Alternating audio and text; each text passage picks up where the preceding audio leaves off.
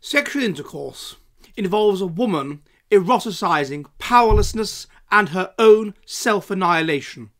The very boundaries of her body become meaningless to her, and even worse, useless to her.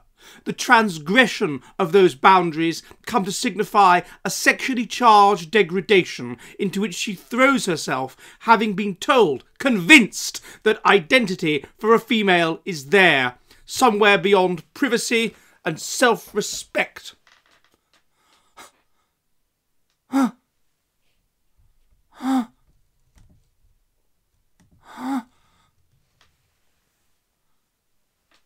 Don't you enjoy holding a sweet, warm little baby and watching him contentedly nurse at your breast? Don't you treasure that first little smile as your baby drinks you in, the most important person in the world? Isn't it satisfying to make a yucky little bottom all clean and sweet? And can't you laugh at your offspring's gooey face, innocently awash in carrots and rice cereal? Doesn't it make you feel special that God has trusted you to nurture and protect this tiny little morsel of helpless humanity?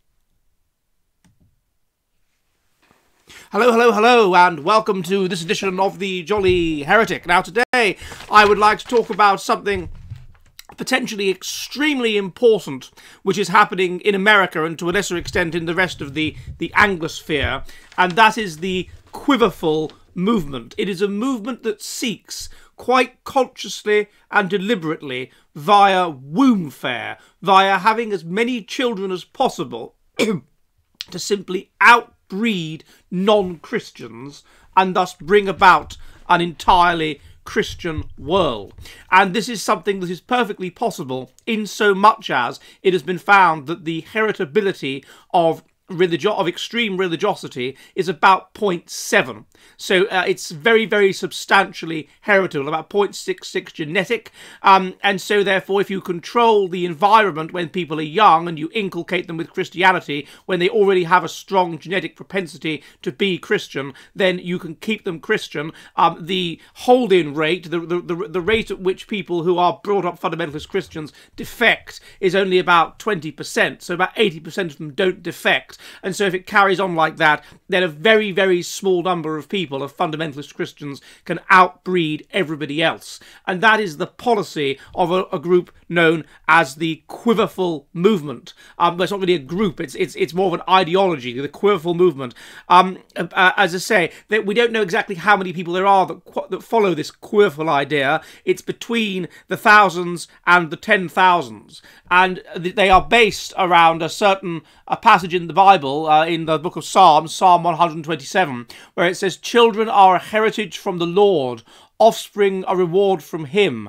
Like arrows in the hands of a warrior are children born in one's youth. Blessed is the man whose quiver is full of them. They will not be put to shame when they contend with their opponents in court." So this is the founding biblical passage of the Quiverful movement. It is founded around what I was referring to earlier. You may have seen an earlier video that I did on baby fever. Baby fever, and there's a lot of interesting research on this, comes upon certain women. And there are certain environmental factors that seem to predict, or environmental and genetic factors that seem to predict baby fever. One of them is that it's partly heritable, that people whose mothers have it also have it. But another is that you are around babies, that your friends are having babies, and whatever.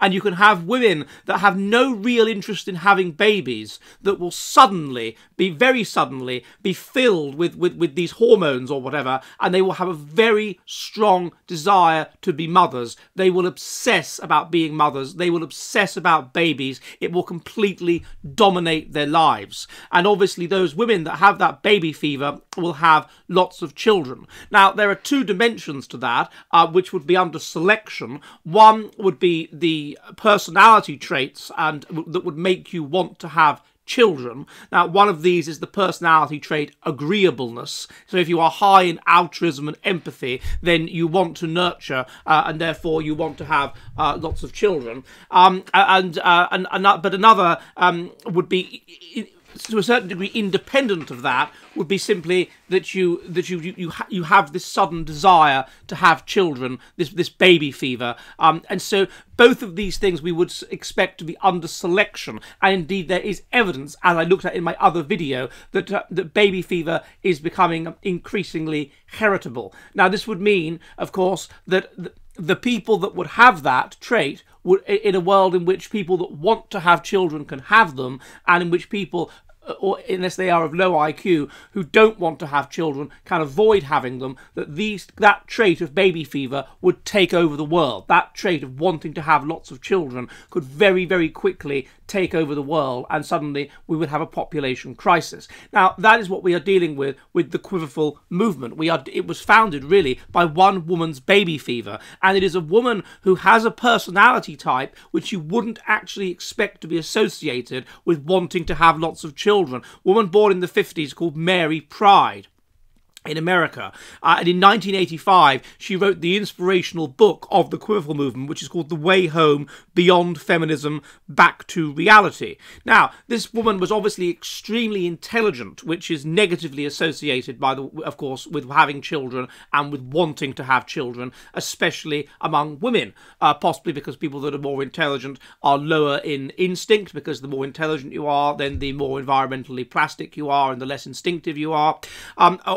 Also, she was doing a degree in computer science, so she's obviously an extremely intelligent woman. This would also imply she was quite high in autistic traits, if she was good at computer science, which would mean that she was high in autism, and therefore low in agreeableness and relatively low in empathy. And she was a convinced feminist and leftist. She got married, and in 1978 she converted to Christianity. And then a bit later, and she had her first child, and then in that context, and this would predict baby fever, in that context, the baby fever hit in. And she had this very, very strong and overwhelming desire to simply be a mother and to have lots and lots of children. And therefore she had essentially a second conversion. So first of all, she went from being a feminist to being a Christian, and then from being a Christian to being a Christian where she developed a specific theology, a specific worldview, which essentially justified her broader idea of baby fever, of having lots of children, of being looked after so that she could be nothing more than a mother and have lots of children. And from there, she developed this extremely conservative theology whereby the husband has complete authority over the female, and she found various Bible verses to back that up. The female must at all times trust and obey the husband. The husband is effectively God's representative in the family, and is to be obeyed and trusted by everybody in the family, to the extent that even if there are allegations of child abuse, social services shouldn't be removing children. The ability of social services to remove children is simply a way of interfering with God's holy and ordained notion of the family. And moreover, that of course children should be homeschooled. Now, why should children be homeschooled? Well, it's obvious. If you want to sustain these ideas, then you cannot of having as many children as possible, and of women being highly submissive to the patriarchy, then it is a very bad idea to expose them to the normal schools of the world. So therefore you don't do that, and you of course homeschool them. Now this is, so what she then developed from this, it's ironic really, considering that she's claiming to be this humble, meek wife who should only have children, and the husband should be entirely in charge, was something of an entrepreneur in the world of promoting Christian homeschooling. But anyway, look, that's sort of by the by. But what you have is this very powerful pro-natalist theology, essentially, which takes certain components of Christianity which are pro-natalist, and strongly emphasizes those. Now, within that pro-natalism, you have then this very, very strong idea of patriarchy. So something has to be in it for the husband. What's in it? Normally, women will have this baby fever. They are the ones that want to have lots and lots of babies. The husband will see that as investing his resources. The husband won't want to have lots of babies. So what's in it for him? It's almost, I think, almost like an evolutionary trade-off. What's in it for him to sustain this baby fever of his wife, to work and invest and whatever, while his wife is simply at home having lots of babies and doing the thing she really enjoys doing, which is having lots of babies. And what's in it for him is that he is offered complete and total dominance over her, complete and total power over her, which is very, very specific in the Quiverful theology. It could be argued that this is pretty much stated in the Bible anyway, that the husband is patriarchal and the husband is dominant over the female. But in this context, it is very, very much played up. The husband is having to invest all his resources in this massive family. And therefore, obviously, he wants to be sure that the children are his and his wife isn't sleeping around. And so what he gets in return is a theology which promotes him as completely dominant over his family, as God in his own home, as completely dominant over his wife. It's almost like the idea that he is the knight, chivalrous. He's the knight in shining armour, and she is the damsel in distress, and he rescues her, and it's God's will that he does so, and he simply gives her lots of children. So that's the theology of the Quiverful movement. And as I say, it was started off by a woman who does not have the personality traits which we would predict would mean that she would have a baby fever, or that she would want to have lots of children. But she does. She has even so this baby fever, and there's a lot of evidence for that you'll have women that will have no interest in children at all, and then or very little interest, and then when they're in the right circumstances, surrounded by others that have lots of babies or whatever it happens to be, then this baby fever will hit in, and it will become an obsession, and it will be extremely powerful. Now that's what started it off then, Mary Pryde's baby fever. But from there you end up with this campaign to Christianize the world via fertility. And this is what you have with Mary Pryde. And because I think she's got a degree in computer science, because I think she's a bit autistic, she's very, very logical and clear about it in her own book. So it's a form of evangelism based around wombfare. So she actually calculates it. In her own book, she says, let's say that Christians are 20% of the US population. If each Christian family had 6 children, and humanists, feminists and others kept on having an average of 1, which is realistic considering how they feel about fruitful heterosexual marriage, then in 20 years there would be 60 of us for every 40 of them. In 40 years, 90% of America would be Christian. That is without evangelism. All we'd have to do would be to have children and raise them for Christ. Even if Christians were only 2% of the population, which I think is more accurate, then in 2 generations, at the reproduction rates I already mentioned, we would be over 40% of the population. Now, and she goes on to look at the church's enemies, which is people deliberately pushing anti-natalism and all of this sort of thing. So you can see what that would lead to. It would lead to an enormous influence of that part of policy, an enormous influence from beneath of Christians, which would potentially push the policies of America, controlling for immigration and these kinds of factors, of course, although there are non-whites becoming involved in the Quiverful movement, in a Christian and in a fundamentalist direction. And it is indeed policy of the Quiverful movement to ensure that via this process that God's law becomes civil law, because eventually there will be so many of them that they will overwhelm things. Now, you could argue, and Academic Agent in a video has made a very good point about this, that actually power comes from the elites. You're not going to get a revolution from beneath. It doesn't work like that. Power comes from the elites. So the question is, what are the elites doing? The elites will control things. You will not get a revolution of. It doesn't matter what percent of the population are Christian. If they're 40%, even if they're 90%. The question is, what are the more intelligent people? Because they will be able to control things. But the thing is that this movement is popular among more intelligent, educated kinds of women. And indeed, it is like Mary Pride. And indeed, it is their deliberate policy to try to push people to have lots and lots of children, to make sure that they go to university and so forth, and to make sure that they become part of the elite and thus promote Christianity within the elite. So they're actually aware of this. They're that politically savvy. They understand the way that elite revolutions and so forth work, and they understand that, and they are themselves highly educated middle class people that become involved in this, and they are trying to push the elite in their direction in a quite deliberate and self-conscious strategy. So this is the ultimate example, and I know I've said it before in other videos, but this is the ultimate example of what does religion do. Religion takes that which is adaptive in evolutionary terms, whether in terms of individual selection or group selection, the battle between groups, and it turns it into the will of God, such that those that follow it feel a strong, righteous sense that they are absolutely doing the right thing and God is on their side, and they are more likely to follow it. And that is true whether it's in World War I and you have the Archbishop of Canterbury saying, oh, let's kill as many Germans as possible in the name of the Lord, and it is true of this movement. This movement in a context in which there is a lot of antinatalism, in which the societal theology, if you like, the sort of neo-Gnostic theology that we now live under with wokeism and whatever, is antinatalist, individualist, please yourself. At best, it's please yourself and be hedonistic, and at worst, it's feel terribly, terribly guilty for being Western and therefore don't have children as a kind of penance.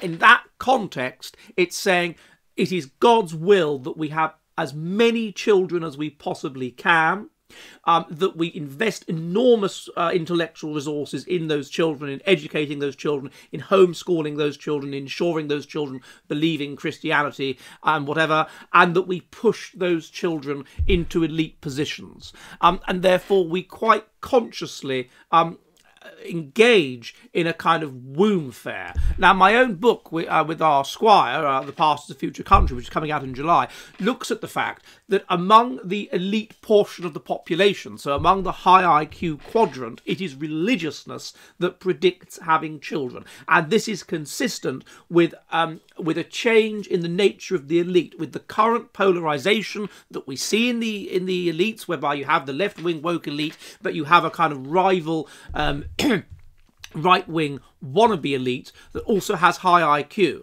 Now, this didn't exist really 20 years ago, but it does seem to exist now. And this would a religious fundamentalist aspirant elite, and this would be consistent with the evidence that when you control for IQ, the thing that predicts having children is being a fundamentalist Christian and being extremely conservative. And it would be consistent with the evidence that if you look at the high IQ quadrant, then the thing that strongly negatively predicts breeding among the very high IQ people is that they are liberal and left-wing, and the thing that very strongly predicts breeding is that they are religious and conservative. And that would be congruous with the fact that it is the conservative, high IQ conservatives that have lots of children.